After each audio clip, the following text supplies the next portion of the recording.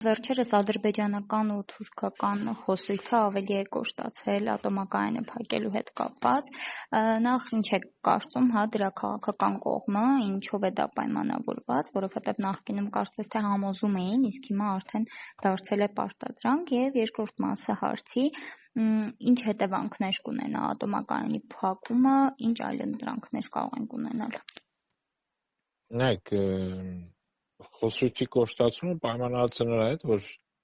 Հայաստանում իշխանության են մարդիկ, ովքեր գնում են բոլոր զիջումների, որը Բաքուն եւ Անկարան պահանջում են։ Հետևաբար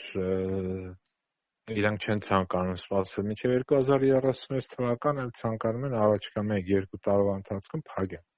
Սա բխում է զուտ իրենց շահերից, որի հիմքում ոչ թե Հայաստանի խաղաղության գնալն է, այլ Հայաստանի թուլացնելը հնարավորինս իրանցից կախվածության մեջ գցելը։ Ասել է, որ մենք ձեզ էլեկտրաէներգիա կտանք, յոլա կգնանք, էլի մի կերպ։ Սա է, այսինքն այս խոսույթի կոշտացումը կապված է Հայաստանում թույլ իշխանության հետ, որը շատ կոշտ է ներսում իր քաղաքական օպոնենտներին ձերբակալելուց, բայց իր արտաքին քաղաքականության մեջ շատ թույլ պետության տպավորություն է թվում, բոլորը դրանից փորձում են օգտվել, իսկ Ադրբեջանը եւ Թուրքիան գաղտնիք չէ, մեծ թշնամու պետություններն են, առավելևս իրենք ուզում են դրանից օգտվել։ Իսկ հետևանքները շատ վատ են լինելու, որովհետեւ ատոմակայանը մեր անվտանգության, թե էներգետիկ, թե ազգային անվտանգության կարևոր մասն է, քանի որ ինքը մեր էլեկտրաէներգիայի գեներացման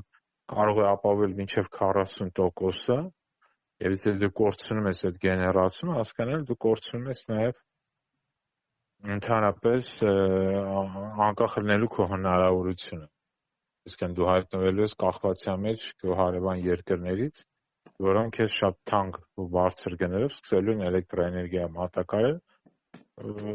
որը կհանգեցնի, որ եւ էլեկտրաէներգիայի գները կթանկանան եւ այլն եւ այլն։ Այսինքն սա շատ վատ հեռանկարի մասին է խոսում ու շատ վտանգավոր գործընթացներ։ Պարոն Մանվելյան, նշեցիք, որ մինչև 2036 թվականը չեն ուզում համբերել, Ադրբեջանը եւ Թուրքիան։ Այսինքն այս 10 տարին էլ եթե անցնի 2036-ին մեզ ինչ է սպասվում, մինչև դա ինչ որ փոխարինող մեխանիզմներ եւ այլն հնարավոր է ստեղծել, թե ոչ։ Տեսականորեն հնարավոր է, այլ բան է, ես պրակտիկ հողի վրա այդ ուղղությամբ աշխատանք չեմ տեսնում։ Իսկ տեսականորեն, այսինքն սրանց խոսակցությունը իբր թե ինչ-որ մեկը կբերի ինչ-որ մոդուլային կայան կառուցի, նախ այդ մոդուլային կայանները չի բխում Հայաստանի շահերից, մի շարք պատճառներով, զուտ տնտեսական թեկուզ պատճառներով։ Մնացածը արդեն պետք է բանակցություններ վարել են երկրների հետ, որոնք կարող են բավական լուրջ ռեակտորներ կառուցեն Հայաստանում։ Բայց ամենաօպտիմալ Հայաստանի համար դա ռուսական Վիվեր կոչվող ռեակտորի կառուցումը, բայց դրա համար պետք է Ռուսաստանի լավ հարաբերություններ ունենալ, այլ ոչ թե փչացնել այդ հարաբերությունները կամ ամեն ինչ անել, որ դա այդ հարաբերությունները փչանան։ Հետևաբար այս պահին Հայաստանը առանձնապես այլընտրանք չունի։ Ռուսաստանից ներմուծել չեն կարող, ռուսական կողմի հետ